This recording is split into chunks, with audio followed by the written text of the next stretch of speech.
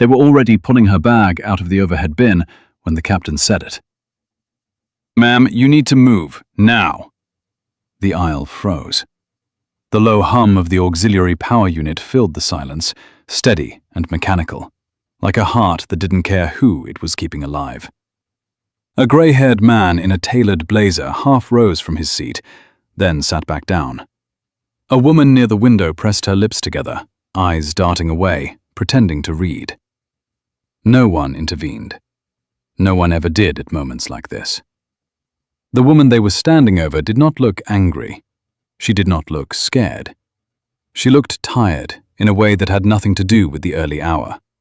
Her hands rested flat on her knees, palms down, as if grounding herself. She was black, late 50s, dressed in a plain navy sweater and dark slacks. No jewelry worth mentioning, no designer bag.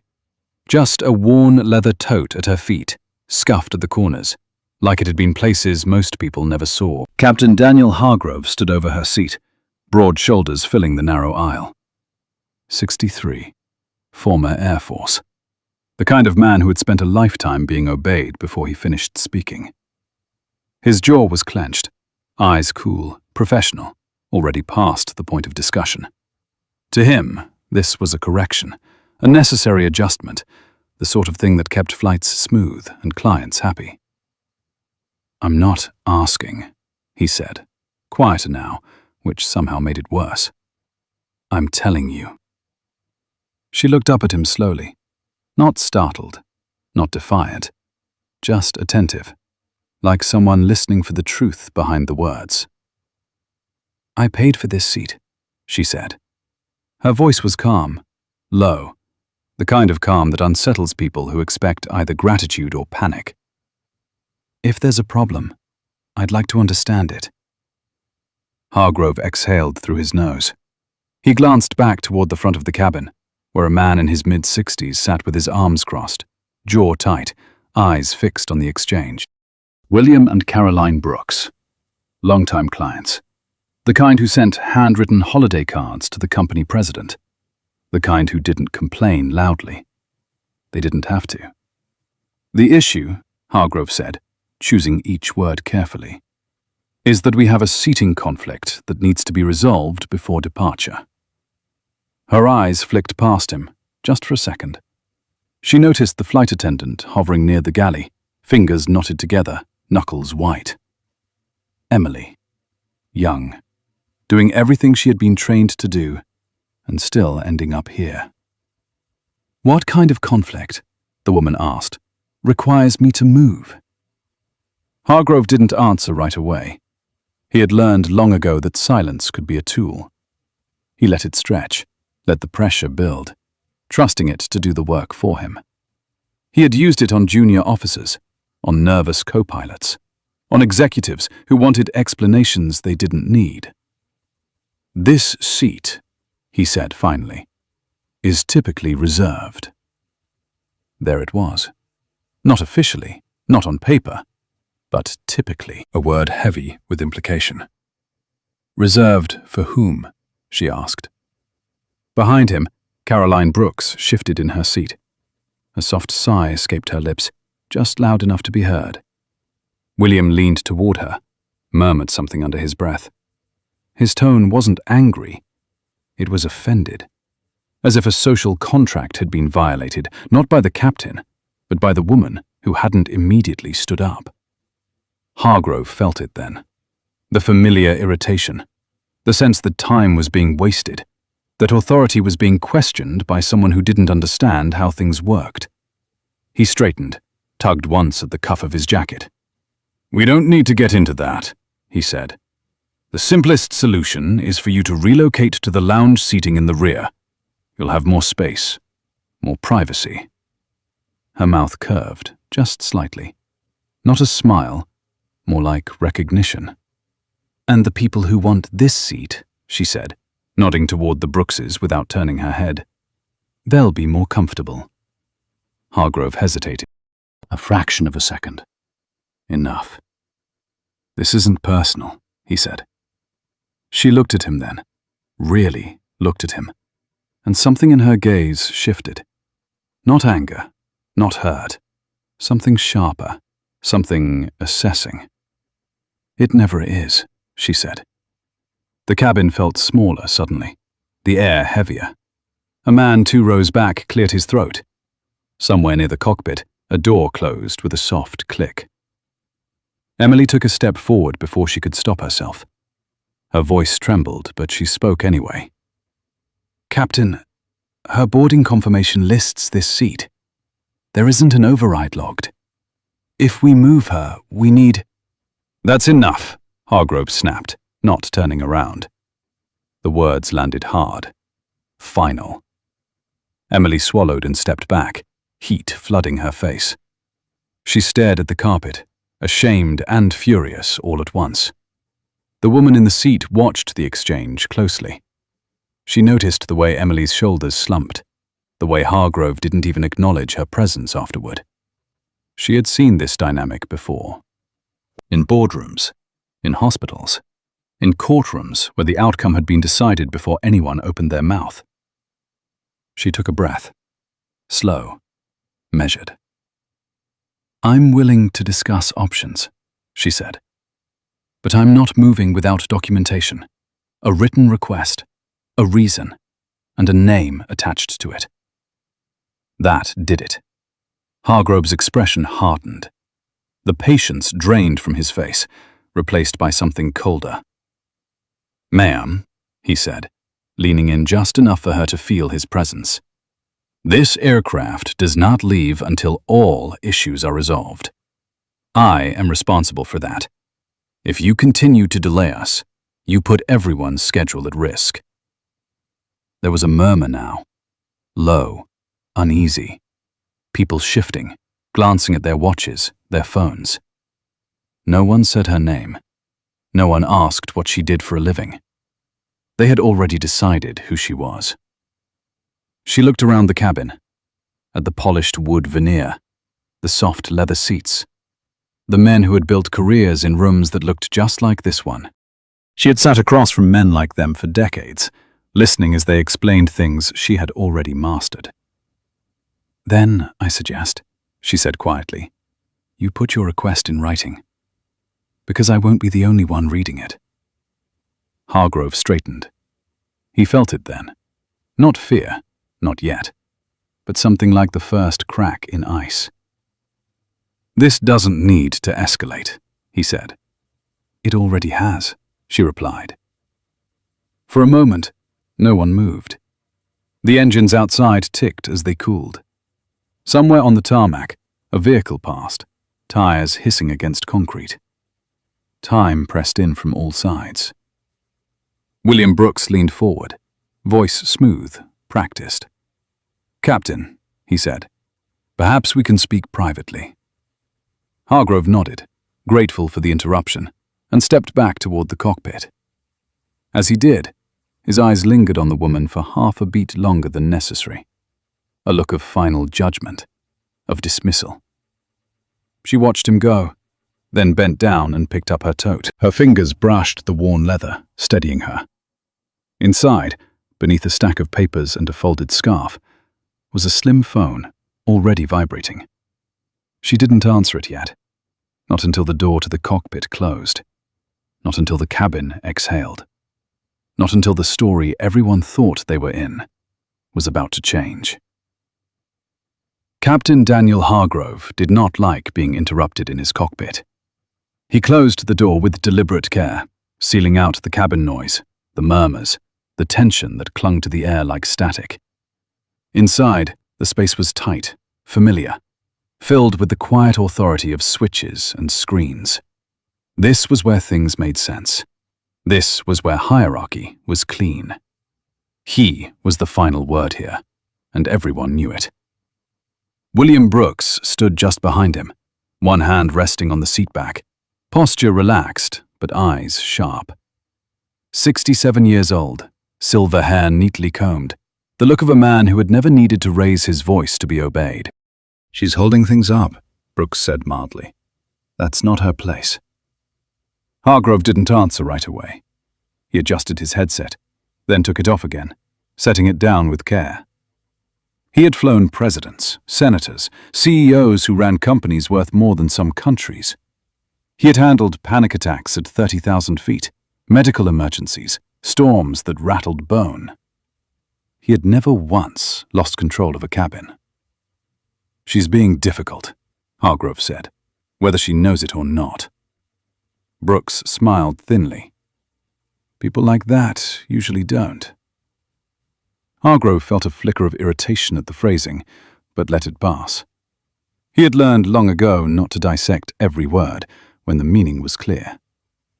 The Brookses were long-term clients, loyal, predictable. The company valued that. He valued that. "I'll resolve it," Hargrove said. "We don't need operations involved." Brooks nodded. That would be best. When Hargrove stepped back into the cabin, the air felt heavier. The woman was still seated, hands folded now, eyes forward. She wasn't watching him approach. She was listening. The kind of listening that made people nervous without knowing why. Emily stood near the galley, shoulders squared, jaw set. She had stopped trembling. Fear had burned off, leaving something harder behind. Hargrove stopped beside the woman's seat, this time keeping a careful distance. "I've spoken with our clients," he said. "This seat assignment is causing unnecessary friction. I need your cooperation so we can depart." She turned her head and looked at him fully now. The light from the window caught the lines around her eyes, the faint crease between her brows. There was no softness there, only patience, stretched thin. "I'm cooperating," she said. "I'm asking for process." Hargrove exhaled slowly. He could feel eyes on them from every direction now. This was no longer a private correction. This was a standoff. "This is a chartered flight," he said. "Flexibility is part of the service." "For everyone," she replied. "Or just for some?" He stiffened. "Mom." She raised a hand, not to stop him, but to claim space. The gesture was small, controlled. It worked anyway. "I've spent my life watching men confuse convenience with authority," she said. "They look similar from the outside. They are not the same." Hargrove felt heat crawl up his neck. He did not like being psychoanalyzed by strangers. He did not like being lectured in his own aircraft. "This conversation is over," he said. "We are delaying departure. If you do not relocate, I will note non-compliance in the flight report." Emily's head snapped up. Her eyes widened. "Captain," she said carefully, "that classification requires a safety basis." Hargrove shot her a warning look. "Stand down." Emily didn't move. Her hands were steady at her sides. Her voice, when it came again, was quieter but firmer. "Respectfully, sir. That's not what the manual says." The silence that followed was different, sharper. Hargrove felt it register across the cabin like a ripple. The woman in the seat watched Emily closely. Something in her expression softened, just a fraction. Recognition again. "I would like," the woman said, "the name of the person authorizing this request." Hargrove hesitated. "My name is sufficient." She nodded. "Then please document it." For a moment, Hargrove considered calling operations.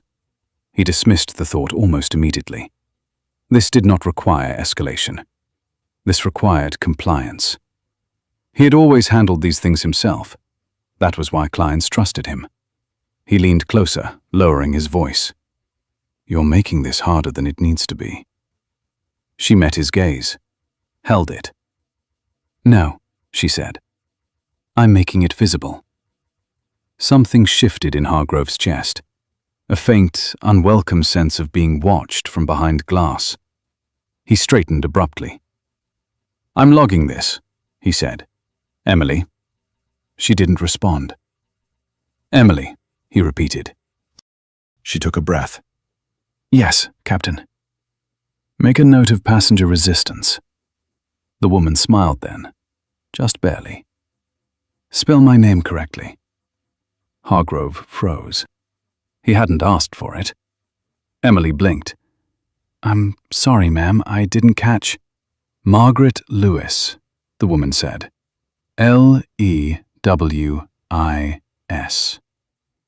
Emily's fingers paused over her tablet. Her brow furrowed, just slightly. Hargrove felt the first real jolt then. Not fear. Recognition delayed. Lewis. The name echoed faintly, tugging at something he couldn't quite place. He pushed the thought aside. "This isn't the time," he said. Margaret Lewis looked past him, toward the front of the cabin, where Caroline Brooks sat very still now, her posture rigid, eyes fixed straight ahead. "It's always the time," Margaret said. "It just rarely arrives when it's convenient." Emily glanced down at the screen again. Her breathing changed, sharper, faster. "Captain," she said softly. "What?" "The account number tied to this booking," Emily said. "It's not individual." Hargrove turned slowly. "What does that mean?" "It's corporate," Emily said, "holding level." Hargrove felt a hollow open in his stomach. Margaret watched his face carefully, the way the confidence drained, replaced by calculation. She had seen it before, the exact moment when certainty cracked. "You didn't think," she said gently, "that I came alone." Hargrove straightened, reflexively defensive. "Corporate accounts don't grant special authority." "No," Margaret said, "but they do create paper trails." Emily swallowed. "The account is tied to North Star Aviation Group." The name landed with weight. Hargrove felt the cabin tilt, just slightly, like the beginning of turbulence. North Star. The acquisition had been quiet, strategic. Executives at his level were not looped in. That was above him. That was board territory. Margaret reached into her tote, slow enough that no one mistook it for a threat. She pulled out a folded document and handed it to Emily without looking away from Hargrove. "Please add this to your report." Emily unfolded it. Her eyes widened. She inhaled sharply, then covered her mouth with her hand. "Captain," she whispered. Hargrove snatched the paper, scanning it quickly. His breath caught. Board authorization. Ownership structure. His aircraft. His company. Her signature. The cabin seemed to recede around him, the edges blurring. He felt suddenly exposed, like a man who had been speaking loudly without realizing the room had gone silent. Margaret stood slowly, not in surrender, but in command. She did not raise her voice. She did not need to. "I'm not moving seats," she said, "but I am taking notes." Hargrove opened his mouth, closed it again. Words failed him for the first time in decades. Behind him, William Brooks shifted uncomfortably. Caroline's face had gone pale. Margaret turned, finally acknowledging them. "You trusted the system," she said. "So did I. That's why I'm here." She looked back at Hargrove, her gaze steady, unflinching. "And this," she said quietly, "is where your flight plan changes." The cockpit door did not close right away. Hargrove stood frozen in the aisle, the folded document still in his hand, the paper suddenly heavier than any control yoke he had ever touched. Around him, the cabin held its breath. The hum of systems continued, indifferent, steady, the only thing that had not changed. Margaret Lewis remained standing, not blocking the aisle, not advancing, simply occupying space as if she had always belonged there. The confidence in her posture was quiet now, stripped of performance. This was not a reveal meant to humiliate. It was a line drawn. Emily was the first to move. She stepped forward, her tablet pressed to her chest like a shield, eyes flicking between the captain and Margaret. Her voice was careful, precise, the way she had been trained when a situation crossed from service into documentation. "Captain," she said, "per protocol, any conflict involving ownership structure requires notification of operations and temporary pause on discretionary decisions. Hargrove barely heard her. His mind was racing backward, replaying the past half hour with brutal clarity. Every word, every assumption, every moment he had chosen ease over correctness. He looked at Margaret again. Really looked this time. The plain sweater, the steady eyes, the patience that had never been weakness. "You should have said something," he muttered. Not quite accusation, not quite plea. Margaret's expression didn't change. "You didn't ask." That landed harder than any raised voice. Hargrove turned away from her and stepped into the cockpit at last, closing the door behind him with a firmness that felt rehearsed. Inside, the familiar space felt wrong now, smaller, less forgiving. He picked up the handset and dialed operations. The call connected on the second ring. "This is Captain Hargrove," he said. His voice sounded distant to his own ears. "We have a situation involving corporate ownership verification." There was a pause on the other end. Then a voice, measured, alert. "Understood. Please stand by." The word "stand by" had never felt so final. Outside, Margaret lowered herself back into her seat. Slowly, deliberately. She smoothed her slacks, set her tote at her feet again. The small ritual grounded her. She felt the eyes on her now, curious rather than dismissive, searching for clues they had missed. William Brooks cleared his throat. "This seems," he began, then stopped. His voice lacked its earlier polish. "This seems unnecessary." Margaret turned toward him, her gaze calm. "It isn't," she said. "It's overdue." Caroline Brooks shifted beside him, fingers tightening around the armrest. "We had no idea," she said, the words tumbling out too fast. "If we'd known," Margaret held up a hand, not sharply, just enough. "You knew what mattered," she said. "You knew you wanted something that wasn't yours." Silence settled again, thicker this time. Caroline looked away, color rising in her cheeks. William stared at the floor, jaw clenched. Emily retreated toward the galley, legs unsteady. Her heart was pounding now, but beneath the fear was something else. Relief. Validation. She hadn't imagined the wrongness of it. She hadn't been weak. Her tablet chimed softly. An internal message flashed across the screen. "Operations acknowledged. Delay authorized. All discretionary actions suspended." She swallowed and looked back toward Margaret. Margaret met her eyes and gave a small nod. Not approval. Gratitude. Minutes passed. Then more. The cabin door opened again. Hargrove stepped out, his face changed. Not defeated, not angry. Focused, stripped of illusion. He moved with the deliberate care of a man suddenly aware that every step mattered. He stopped beside Margaret's seat, keeping his distance. "Operations has confirmed your status," he said. His voice was level, professional. "They've instructed me to transfer command oversight pending review."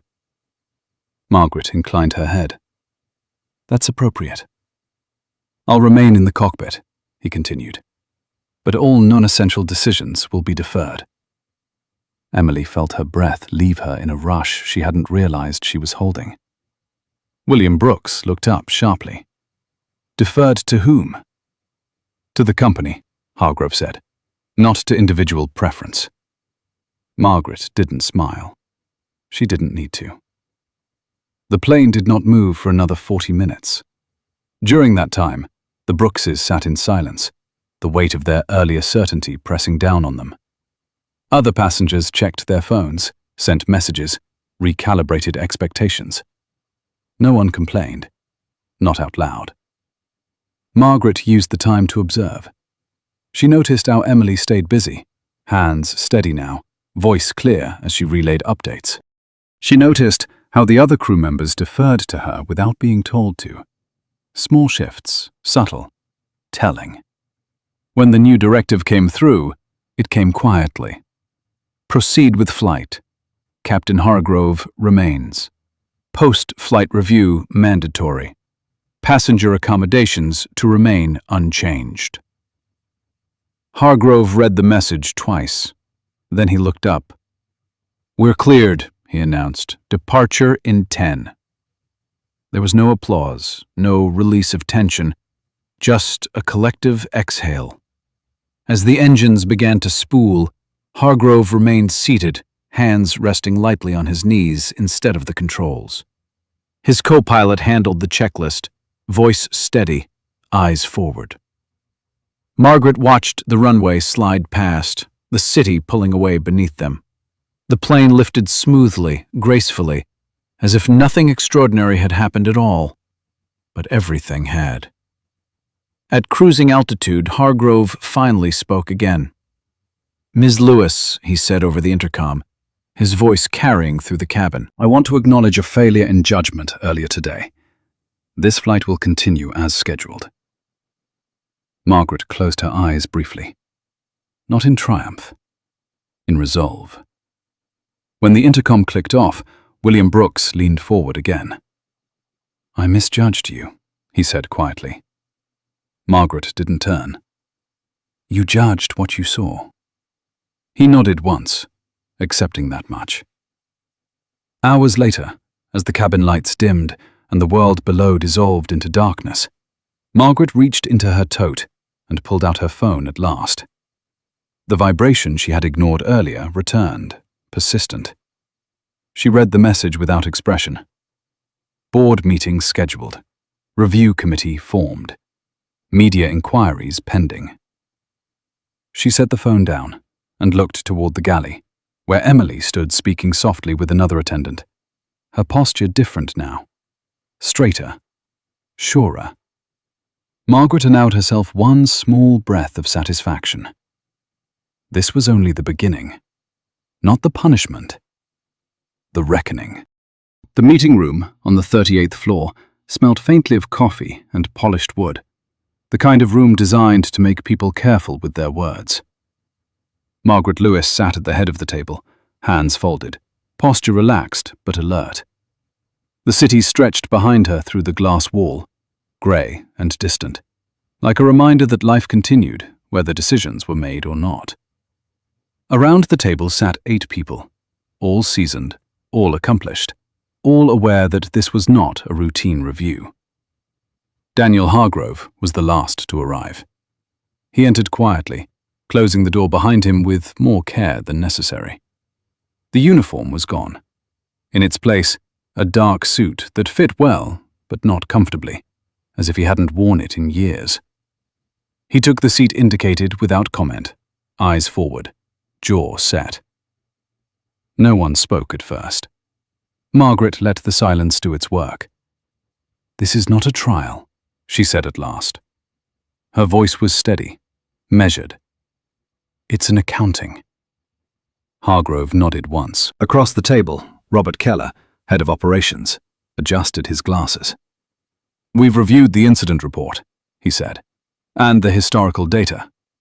He tapped a folder, thick with paper. "Minor complaints," Keller continued. "Individually inconclusive. Collectively concerning." Hargrove exhaled slowly through his nose. He had expected this, the slow unfurling of a pattern he had never bothered to see. Margaret leaned back slightly. "Tell me," she said, looking directly at him, "what you thought was happening on that plane." Hargrove hesitated. He could feel the weight of the room pressing in, the expectation of a polished answer. He chose something else. "I thought," he said, "that I was preventing a disruption." Margaret waited. "I thought," he continued, "that I was doing what I'd always done, keeping the flight smooth, keeping clients satisfied." "And when did that become your primary duty?" she asked, "instead of safety and fairness?" The words landed softly. "Precisely." Hargrove's shoulders dropped a fraction. Somewhere along the way, he admitted. It happened gradually. Margaret nodded. That's how culture decays. Quietly. At the far end of the table, a woman in her early 40s cleared her throat. Linda Morales, compliance director. She spoke rarely, but when she did, people listened. You treated discretion as entitlement, Linda said, and familiarity as permission. Hargrove didn't argue. I didn't see her, he said. Not really. Margaret's eyes narrowed slightly. That's the problem. The meeting lasted 2 hours. They spoke of procedures, of retraining, of corrective action, of accountability that didn't require spectacle, but demanded permanence. When it ended, the decision was unanimous. Hargrove would not be terminated. Not yet. He would be grounded, reassigned, placed under mandatory review, a chance to learn or to leave. He stood when it was over, hands resting on the back of his chair. I accept the findings, he said. All of them. Margaret held his gaze. This is not mercy, she said. It's responsibility. He nodded again, then turned and walked out, the door closing softly behind him. 2 floors below, Emily Carter sat at her desk, staring at the email on her screen. Subject line, Service Culture Review Committee. Her name was listed 3rd. She read it twice, then a 3rd time, heart pounding. When Margaret appeared at her doorway an hour later, Emily stood so fast her chair rolled backward. I didn't mean to startle you, Margaret said, stepping inside. Emily laughed nervously. I'm still getting used to surprises. Margaret smiled faintly. You handled one well. Emily swallowed. I just followed the manual. No, Margaret said. You followed your judgment. They sat, not across a desk, side by side. I need people who understand pressure, Margaret said, not just rules. Emily nodded, unsure what to say. This won't be fast, Margaret continued. You'll be challenged. You'll make mistakes. I already have, Emily said quietly. Margaret looked at her. Good. Outside the building, traffic moved in slow, deliberate lines. Somewhere above, planes crossed paths without touching. That evening, William Brooks stood in his kitchen, staring at the phone in his hand. The email was brief, polite, final. Contract discussions suspended indefinitely. Caroline watched him from the doorway, arms folded. This is because of that woman, she said. William didn't respond. She embarrassed us, Caroline insisted. William set the phone down carefully. No, he said. We embarrassed ourselves. Caroline's mouth tightened. She turned away. Back in her apartment, Margaret poured herself a glass of water and stood by the window, city lights flickering to life below. She felt no triumph, no satisfaction, only a quiet certainty that something had shifted. Her phone buzzed, a message from operations. New training protocols drafted, committee timeline attached. She read it, then set the phone aside. Somewhere across town, Hargrove sat alone in a rented car, hands gripping the steering wheel, staring at nothing. For the first time in years, he didn't know where he was headed. Above them all, the night sky remained unchanged, and the work, real work, had only just begun. The training center smelled like disinfectant and old carpet, a place built for compliance rather than comfort.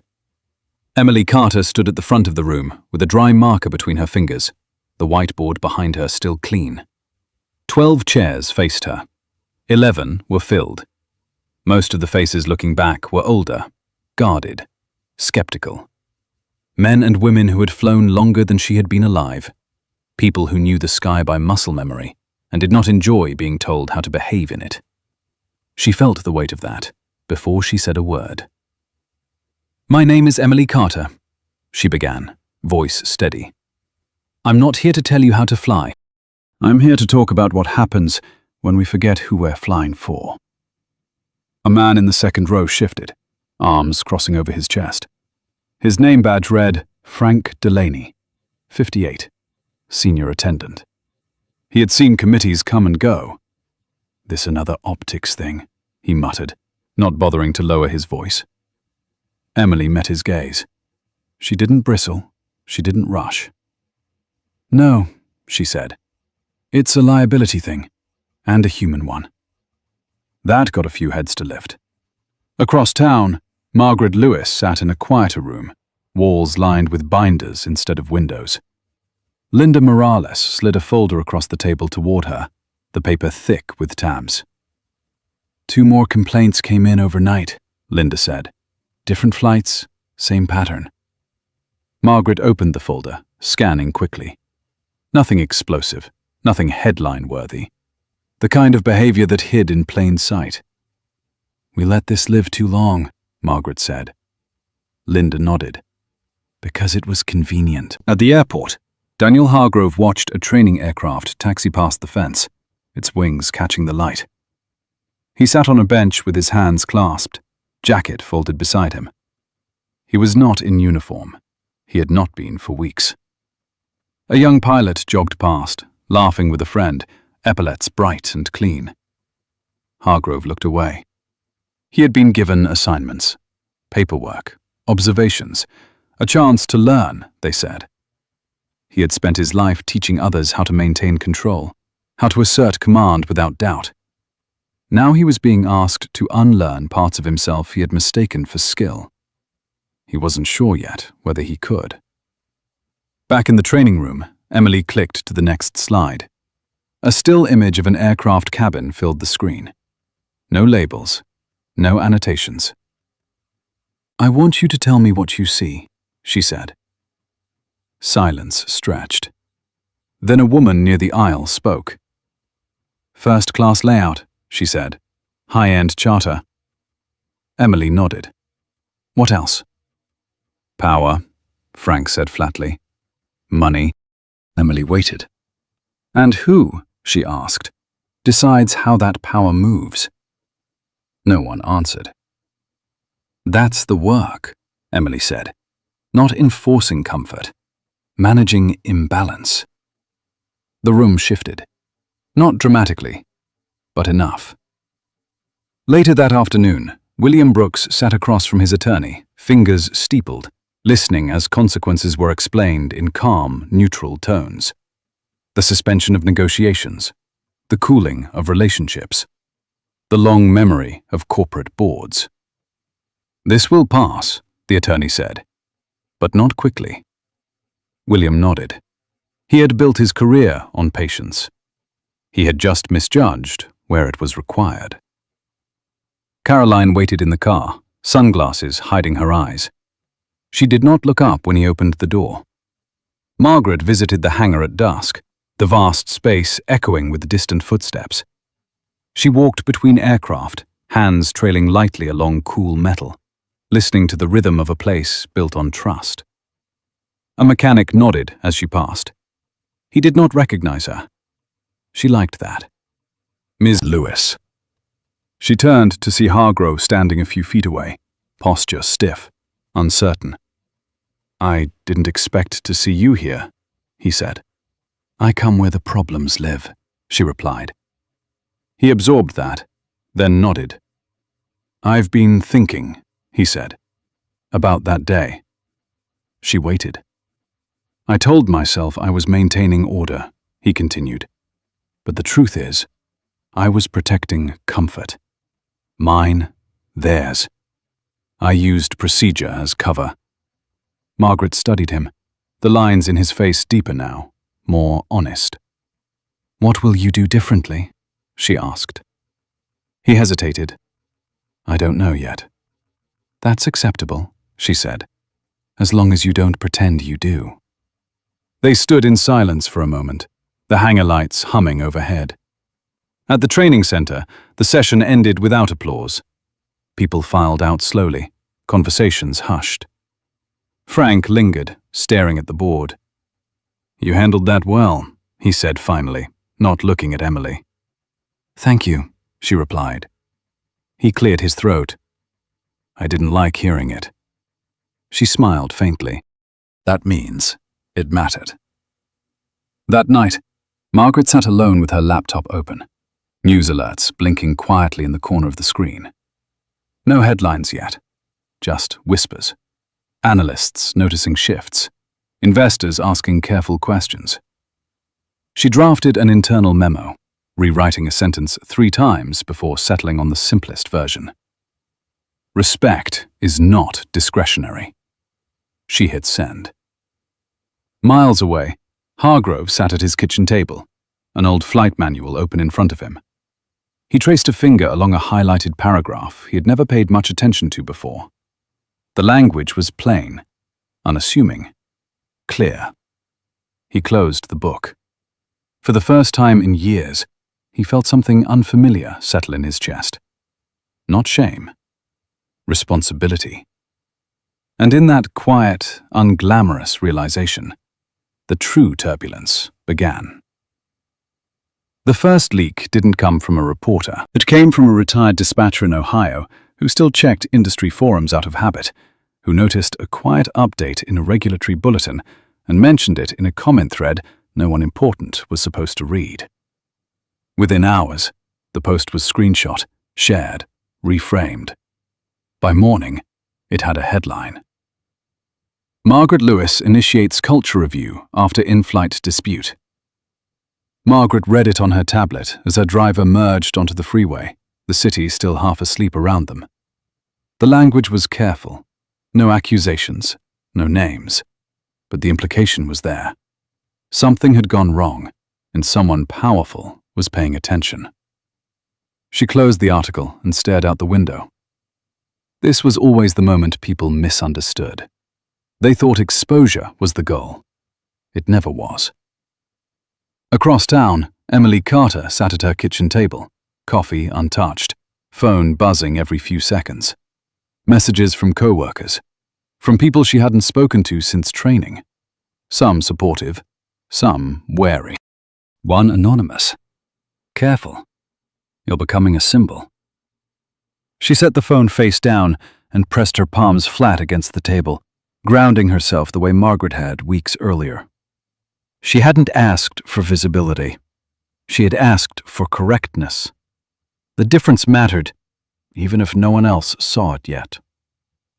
At headquarters, the executive floor was quieter than usual. Doors closed, conversations lowered. Margaret moved through it without stopping, her presence shifting the air around her without effort. People noticed. They always did, eventually. The emergency board session began at 10 sharp.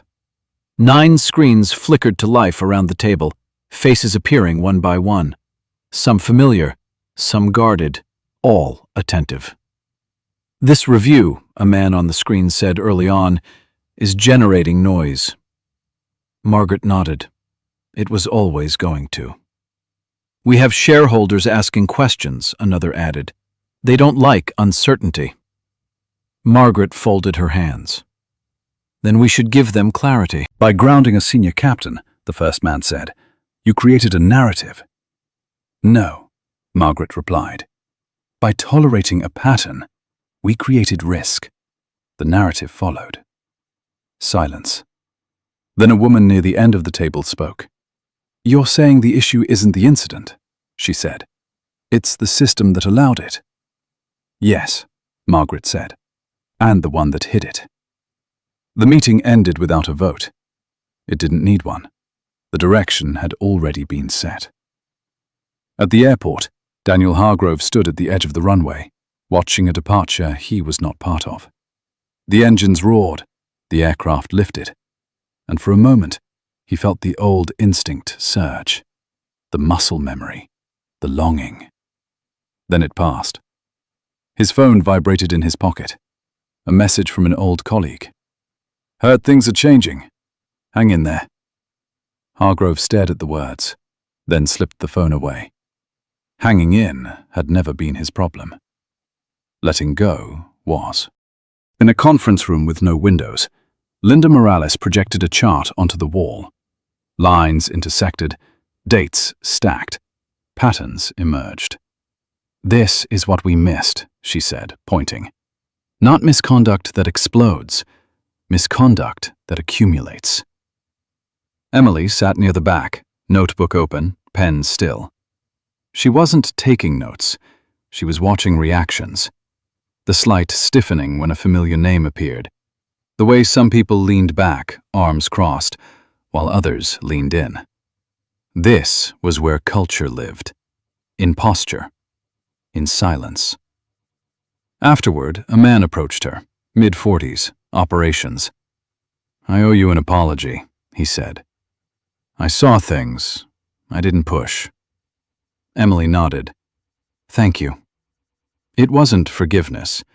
It wasn't absolution. It was acknowledgement. That was enough for now. The press didn't wait. By evening, requests were flooding in. Statements, interviews, clarifications. Margaret declined them all. She issued one internal memo instead, brief and unambiguous. "We are not responding to speculation. We are correcting behavior." That night, the Brookses sat in separate rooms of their house, the television murmuring to itself. William watched a panel discuss corporate accountability, his name never mentioned, but uncomfortably close to the conversation. Caroline scrolled through her phone, jaw tight. "They're turning this into a crusade," she said aloud, though no one was listening. William didn't respond. He was thinking about the moment on the plane when certainty had cracked. How quickly it had happened. How little it had taken. At the training center, Emily locked up after a late session, the building empty now, lights dimmed. She paused in the doorway, listening to the quiet. The place felt different. Not fixed, but unsettled in a way that allowed movement. Her phone buzzed again.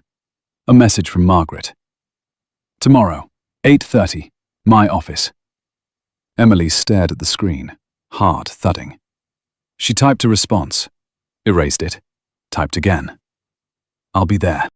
Margaret received the reply as she sat at her desk, city lights stretching out beneath her like a map of decisions already made. She closed her laptop and leaned back, rubbing her temples. Change was never loud at first. It whispered. It asked questions. It made people uncomfortable before it made them better. She thought of Hargrove, of Emily, of the dozens of names in Linda's report. None of them villains. None of them innocent. Her phone rang. She answered without looking. "Yes. They're asking for a statement," her assistant said. "A stronger one." Margaret was quiet for a moment. "Tell them," she said finally, "that leadership isn't about avoiding storms. It's about flying straight through them without pretending the turbulence isn't real." She ended the call and stood, walking to the window. Far below, headlights moved like veins of light through the dark. Somewhere out there, people were adjusting their understanding of power, of fairness, of who belonged where. The plane had landed weeks ago. The real flight was just beginning. The hallway outside Margaret Lewis's office was quiet in the way expensive buildings always were, insulated from urgency by design. Emily Carter stood there anyway, palms damp, spine straight, listening to the muted sounds behind the door. Voices. Low. Measured. The language of people accustomed to deciding outcomes.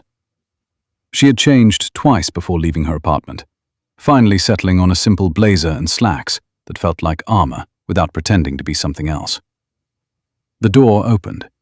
Margaret's assistant gave her a small nod and stepped aside. "She's ready." Emily walked in. Margaret Lewis stood by the window, back turned, city spread beneath her like a circuit board. She did not rush to sit. She did not gesture immediately. She finished what she was doing, then turned. "Thank you for coming," she said. Emily nodded. "Of course." They sat across from each other, the desk between them wide, but not imposing. No files, no folders, just 2 glasses of water and a legal pad turned face down. "I asked you here," Margaret said, "because visibility has a cost." Emily swallowed. "I'm starting to see that." "You will be asked to speak for things you did not create," Margaret continued. "You will be criticized for decisions you did not make. And you will be praised for restraint that will not always be rewarded." Emily listened, hands folded tightly in her lap. "I didn't plan to become part of this," she said quietly. "I just didn't want to do the wrong thing." Margaret's gaze softened. "That's how it starts." She slid the legal pad forward and turned it around. On it was a single sentence written in clean, deliberate handwriting. "Operational integrity precedes comfort." "This is not a slogan," Margaret said. "It's a standard." Emily nodded. "What do you need from me?" Margaret studied her for a long moment before answering. "I need you to stay where you are." Emily blinked. "I thought, I don't want you elevated away from the problem," Margaret said.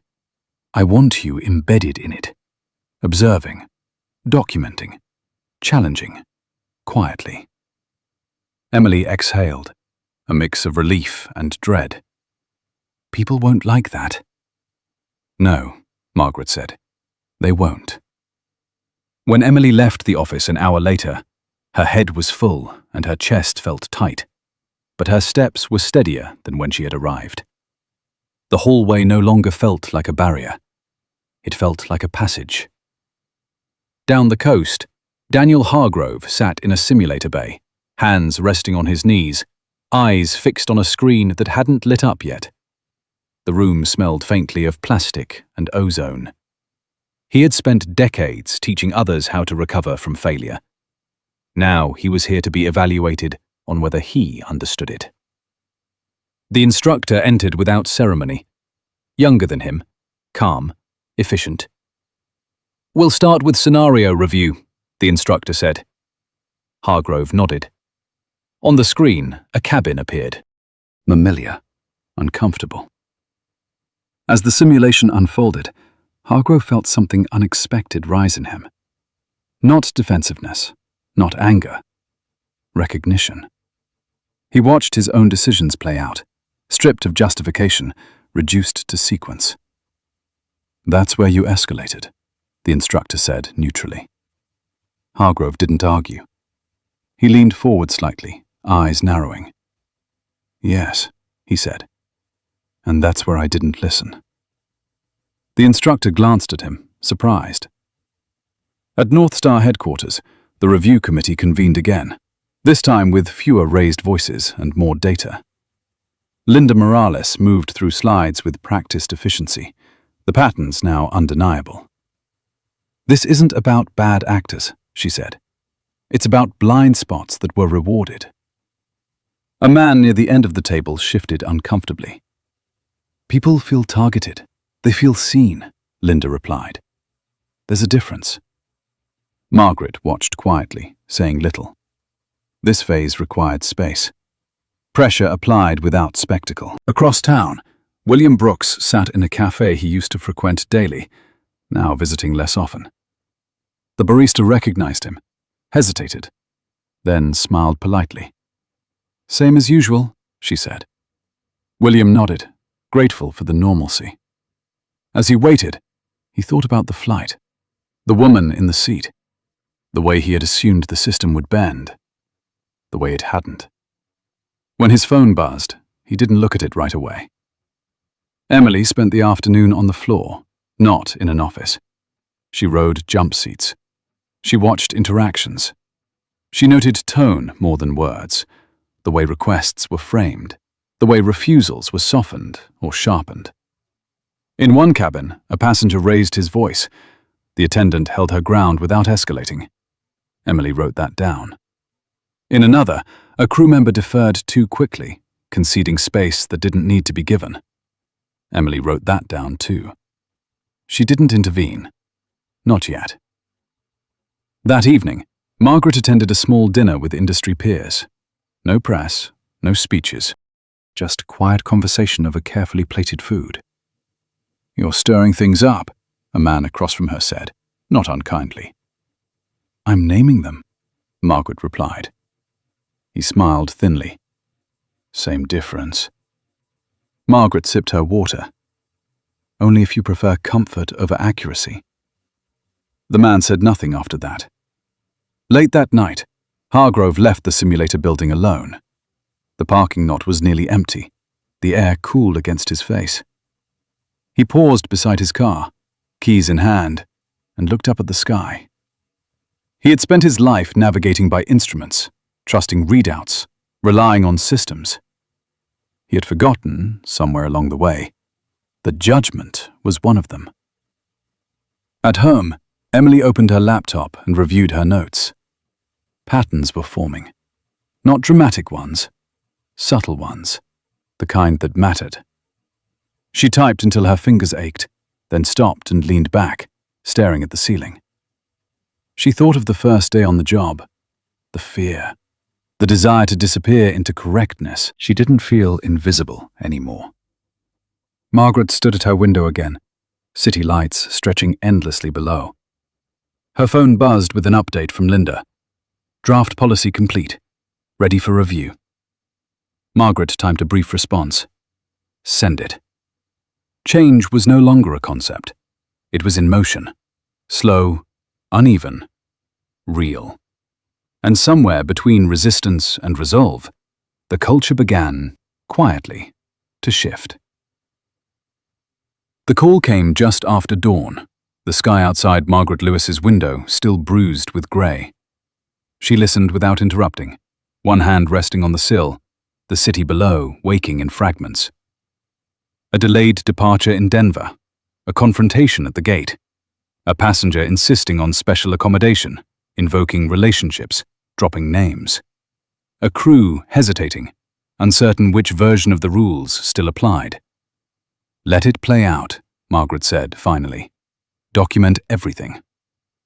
She ended the call and stood still for a moment, feeling the familiar pull between intervention and restraint. This was the dangerous phase.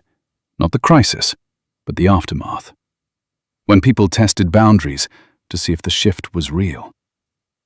At the Denver terminal, Emily Carter arrived quietly, badge clipped, coat folded over her arm. She hadn't been announced. That was intentional. She took a seat near the windows, notebook closed, eyes open. The gate area was crowded but subdued. Snow clung to the edges of the tarmac, dirty and half-melted. The aircraft waited, engines silent, crew gathered near the podium in a loose cluster. A man in an expensive coat paced in tight circles, phone pressed to his ear, voice sharp. Late 60s, confident, used to being heard. "I don't care what the system says," he snapped. "I fly this route every month. I'm not sitting there." The gate agent's smile was strained, but intact. "Sir, your seat is confirmed. I can't make changes without authorization." "Then get it," he said, jabbing a finger toward the window. "Or I will." Emily watched the exchange carefully. The agent didn't fold. She didn't escalate either. She held the line and waited. The man turned, scanning for someone else to pressure. His gaze slid past Emily without pause. Good, Emily thought. Stay invisible. The captain arrived moments later, coat dusted with snow, expression neutral. He listened as the agent explained, nodding once. "I'll speak with him," the captain said. Emily stood then, moving closer but not into the center of things. "I'm observing for operations," she said quietly, flashing her badge just long enough to register. The captain's eyes flicked to it. He nodded again, slower this time. When he approached the man, his posture was open, his voice even. "We're not changing seats," he said. "We're departing on schedule." The man scoffed. "You'll regret that." "Possibly," the captain replied. "But not today." The moment passed. The man huffed, then sank into a chair, defeated more by certainty than authority. Boarding resumed. Emily wrote nothing. She didn't need to. This one would stick. Back in New York, Margaret sat in a conference room with the lights off, screens glowing softly around the table. Linda Morales stood at the front, pointer idle in her hand. "We're seeing two types of responses," Linda said. "Quiet compliance and quiet resistance." A board member leaned forward. "And loud." "Yes," Linda said, "but that's less common." Margaret watched the data scroll past. Incidents down, reports up. Discomfort spreading in predictable pockets. "This is the slope," Margaret said. "If we hold it, it flattens. And if we don't," another member said. "Then we slide back," Margaret replied. In the simulator bay, Daniel Hargrove completed his final evaluation run. The scenario ended, the screen dimmed, and the instructor removed his headset. "You corrected faster this time," the instructor said. Hargrove nodded, sweat cooling on his neck. "I saw it sooner." "That matters," the instructor said. Hargrove sat back, breathing deeply. He wasn't fixed. He wasn't forgiven. But he was present. Later, as he walked out into the cold, his phone buzzed with a message from operations. "Reinstatement pending. Conditional." He stared at the screen, then slipped the phone away without responding. Conditional was fair. Conditional was earned. In Denver, Emily boarded the aircraft last, taking the jump seat without ceremony. As the door closed, she felt the familiar hum beneath her feet, the vibration that meant forward motion. She thought of Margaret's words, embedded, observing, challenging quietly. At cruising altitude, the captain came back briefly, checking on the cabin. His eyes met Emily's. He gave a small nod. Professional, respectful. Emily returned it. In the Brooks household, the television murmured as William Brooks sorted through old files, preparing for a meeting that might not happen. Caroline watched him from the doorway, arms crossed. "They're making an example," she said. "They're setting a standard," William replied. She scoffed. Same thing. William didn't answer. He had learned, finally, the cost of confusing the two. Margaret ended her day in the same place she often did now, standing at the window, watching planes trace quiet arcs across the sky. Each one carried 100 small decisions she would never see. Her phone chimed. Update from Denver attached. She read it once, then again. No incident logged, procedure followed, departure on time. She closed her eyes briefly, exhaling. This was the work. Not dramatic, not clean, but real. Across the country, Emily stepped off the plane into cold air, her breath visible, her notebook still closed. She felt tired in a good way, the kind that came from holding a line without being seen. Behind her, the aircraft was already being prepped for its next flight, crews moving with quiet efficiency, unaware of the weight they carry. And above it all, the sky remained wide, indifferent, waiting for those who had finally learned how to move through it without leaving damage behind. The first resignation came in quietly, slipped into an inbox at 6:12 in the morning. Subject line neutral, tone professional. Margaret Lewis read it without surprise. She had been expecting this phase. Not outrage, not lawsuits. Attrition. The slow shedding of people who had thrived in the gaps between rules, who mistook flexibility for entitlement and clarity for threat. She forwarded the message to Linda Morales with a single line. Log it. No response yet. Across the country, Emily Carter sat in a small hotel room, suitcase still unopened, the curtains drawn just enough to let in the dull light of a rainy afternoon. She had spent the morning on 3 flights, 4 jump seats, and 1 long layover watching the same pattern repeat itself in subtle variations. Crew members hesitating before denying a request. Passengers testing boundaries with practiced smiles. Authority no longer automatic, but negotiated. It was exhausting. It was working. Her phone buzzed on the bedside table. A text from an unknown number. Heard you're the reason things are changing. She stared at it for a moment, then typed back. No, I'm just writing it down. She set the phone aside and leaned back against the headboard, closing her eyes. The hum of the air conditioner reminded her faintly of an aircraft at idle. Waiting. Ready. At North Star headquarters, the board reconvened for what had been labeled a routine update. The word routine did a lot of work these days. Linda stood again, charts projected behind her, voice steady. We're seeing a measurable shift, she said. Incident escalation is down. Reporting accuracy is up. Turnover has increased by 12% in specific departments. A man near the center of the table frowned. That's not ideal. It's necessary, Margaret said. He turned toward her. We're losing experienced people. We're losing misaligned ones, Margaret replied. There's a difference. The room absorbed that. Later that afternoon, Daniel Hargrove sat in a quiet office with a view of a tarmac he was not yet cleared to walk onto. The conditional reinstatement paperwork lay open on the desk in front of him. Pages of language, clauses, expectations. He read them slowly, not because he had to, but because he wanted to. When he reached the final page, he didn't sign right away. He sat back, hands folded, staring out the window at a jet easing into its gate. For the first time in his career, returning to the cockpit felt like a privilege rather than a right. He picked up the pen and signed.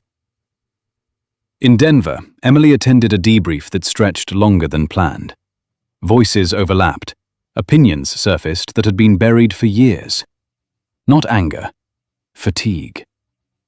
A senior attendant spoke up near the end, her voice tight. We're tired of guessing what the company wants from us. Emily nodded. So are we. Silence followed. That's why we're writing it down, Emily continued. So you don't have to guess. So the answer is the same tomorrow as it is today. The woman exhaled, tension draining from her shoulders. Others nodded. Clarity, Emily thought, was a form of kindness. That evening, William Brooks sat alone in his study, the room lined with awards and photographs from a life built on access. He held one picture in his hand longer than the others. A younger version of himself shaking hands with someone important, smiling confidently into a future that had always seemed predictable. His phone rang. He answered without looking at the screen. Yes? The voice on the other end was polite, distant, final. William listened. He did not interrupt. When the call ended, he set the phone down gently, as if sudden movement might shatter something. He did not tell Caroline that night. Margaret ended her day in the same way she had begun it, alone with data. She reviewed memos, scanned reports, tracked names moving between columns. Resigned, reassigned, retained. One name appeared again and again in positive margins. Carter, Emily. Margaret closed the file and leaned back, allowing herself a rare moment of reflection. Not pride, not satisfaction. Something quieter. Recognition. She typed a brief message. When you're back in New York, we should talk. Emily read it in an airport lounge, the noise around her fading as she stared at the screen. She typed a reply, erased it, typed again. Anytime. The next morning, a flight departed on schedule from a small regional airport. Nothing remarkable about it except what didn't happen. No raised voices, no whispered complaints, no quiet bending of rules. The captain followed procedure. The crew followed training. The passengers followed instructions. It made no headlines.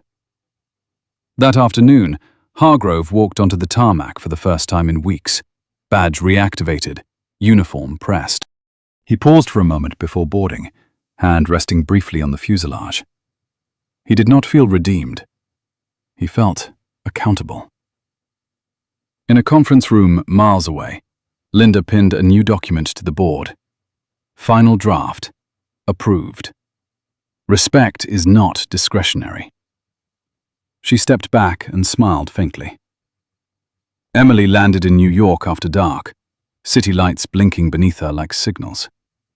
She felt the familiar fatigue settle into her bones, deeper now, but steadier, the kind that came from alignment rather than fear.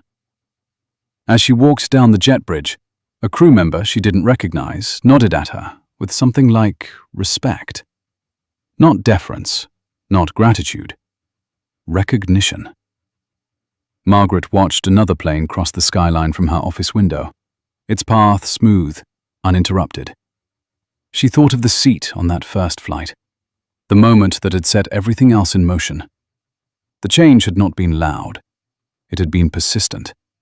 And it was no longer fragile. The morning Margaret Lewis returned to the training center, the building felt different. Not quieter, not calmer, just steadier, like a structure that had settled after a long, overdue shift.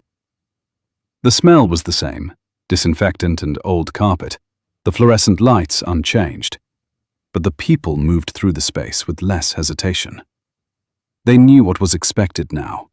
That knowledge carried weight. Emily Carter was already there. She stood near the back of the main room, watching a group of attendants review a new service protocol on their tablets. No one looked at her with suspicion anymore. No one deferred to her unnecessarily either. They nodded when she passed. They asked questions. They waited for answers. Margaret observed from the doorway, unnoticed, and allowed herself a moment to take it in. This was the part that never made headlines. The quiet recalibration of behavior once the noise faded. Emily noticed her and walked over, posture relaxed, eyes alert. "You didn't announce yourself," Emily said. Margaret smiled faintly. "I wanted to see what happens when no one is performing." "And," Emily asked, "what did you see?" "Work," Margaret said. "The real kind." They walked together down the corridor, past classrooms and offices where conversations continued without stopping for them. That mattered more than any formal greeting. In one room, a senior attendant spoke firmly but respectfully to a trainee who had hesitated during a simulated conflict. In another, a pilot reviewed a checklist aloud, pausing to confirm understanding instead of assuming it. Margaret stopped briefly, watching. "None of this existed on paper before," Emily said. "People thought it did, but it didn't." Margaret nodded. Most cultures survive on assumptions until someone removes them. Later that afternoon, Daniel Hargrove entered the building quietly. He wore his uniform again, but it fit differently now. Not in fabric, but in meaning. He moved through the space without the old certainty, without the unconscious expectation of deference. He greeted people by name. He listened more than he spoke. When he saw Margaret, he stopped. "Ms. Lewis," he said. Margaret met his gaze. "Captain." They stood for a moment, neither rushing to fill the space. "I wanted you to know," Hargrove said. "I'm grateful I wasn't dismissed outright." Margaret considered him carefully. "I didn't keep you because of your past," she said. "I kept you because of your response to it." He accepted that without argument. "I won't waste it," he said. "I know," Margaret replied. In a quiet office nearby, Linda Morales finalized the last set of compliance metrics, her fingers moving steadily over the keyboard. The data told a story now. Not a perfect one, but a clear one. Incidents were down. Reporting was consistent. Escalations followed documented paths instead of personal instincts. Systems, when respected, created room for humanity instead of crushing it. That evening, Margaret attended a small gathering at headquarters. No speeches, no podium. Just employees from different departments, sharing food and cautious conversation. It wasn't celebratory. It was transitional. A maintenance supervisor spoke about feeling heard for the first time in years. A dispatcher described how much easier it was to do her job without guessing which rule would be bent for whom. Margaret listened. She spoke little. Across town, William Brooks sat in his study, boxes stacked neatly by the door. The house felt larger now, emptier. The symbols of certainty he had once relied on no longer reassured him. He reread an email he hadn't responded to yet, the language careful, professional, closed. He didn't feel wronged. He felt corrected. It took him longer than he expected to accept that distinction. Back at the training center, Emily packed up her things as the day ended. She moved with the quiet confidence of someone no longer bracing for impact. She had not become the face of change. She had become part of its infrastructure. Margaret found her by the exit. "You don't need me here anymore," Margaret said. Emily paused. "That sounds like success." "It is," Margaret replied. "And it means I'll be stepping back." Emily absorbed that. "What happens next?" Margaret looked around the building one last time. "Now the system has to prove it can hold without me." They stood together in silence for a moment, the hum of distant aircraft faint through the walls. As Margaret walked to her car, she felt the familiar pull of the sky above her. Not ownership, not control, just movement. She thought back to the seat on that first flight, the moment of pressure, the choice not to yield quietly, the choice to document instead of disappear. It had never been about humiliation. It had never been about power. It had been about refusing to let small injustices pass as normal. That night, a flight crossed the country without incident. The crew followed procedure. The passengers followed instruction. The captain followed the plan. No one noticed. And that was the point. If this story resonated with you, take a moment to like it, share your thoughts in the comments, and subscribe for more stories where quiet accountability leads to real change.